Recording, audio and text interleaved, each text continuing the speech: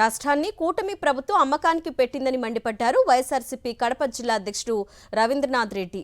ప్రభుత్వ ఆస్తులను ఒక్కొక్కటిగా అమ్మేస్తున్నారని విమర్శించారు. అన్ని ప్రభుత్వ రంగాలను చంద్రబాబు ప్రైవేటు పరం చేస్తున్నారని ఆవేదన వ్యక్తం చేశారు. ప్రజల సమస్యలపై దృష్టి సారించకుండా రాష్ట్రాన్ని దోచుకోవటమే లక్ష్యంగా ప్రభుత్వం పనిచేస్తుందని విమర్శించారు. ఈ నేపథ్యంలో 28న జరగబోయే ప్రజా ఉద్యమం పోరుబాటను జయప్రదం చేయాలని పిలుపునిస్తూ ప్రజా ఉద్యమం పోస్టర్ను కడపలో విడుదల చేశారు రవీంద్రనాథ్ రెడ్డి.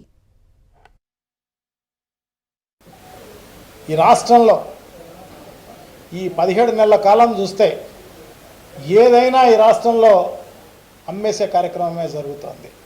ఈ ఆస్తి కొనుక్కుంటాం అని చెప్పేసి డబ్బులు రెడీగా సంచుల్లో పెట్టుకొని పోతే ఈ ప్రభుత్వం ఇమ్మీడియట్గా టెండర్ పిలిచడమో లేకపోతే నామినేషన్లోనే ఇచ్చే కార్యక్రమం చేయడమో జరుగుతున్న పరిస్థితి మనం చూస్తున్నాం. టూరిజం డిపార్ట్మెంట్లో దాదాపు 42 హోటళ్లను టెండర్ పిలవడమే జరిగింది. 42 హోటళ్లను అమ్మే కార్యక్రమం.